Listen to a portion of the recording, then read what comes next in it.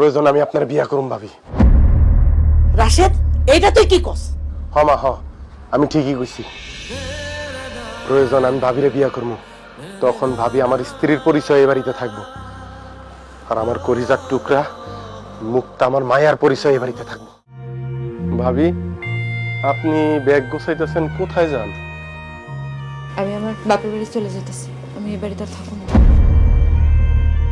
চাচু, আমি তোমার না দেখা থাকতে পারো না, আমি তোমার ছাড়া যাবো না চাচু। তোরে ছাড়াও তো তোর চাচ্চু থাকতে পারবো না রে মা, তুই আমার কলিজার টুকরা। ভাবি, আপনারা কেন চলে যাবেন?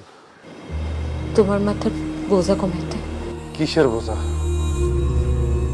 দেখো রাশেদ, তুমি এখনো কোনো কাজকর্ম করো না, তার মধ্যে কইছো যে তোমার ভাইয়ের সব ঋণ তুমি শোধ করবে।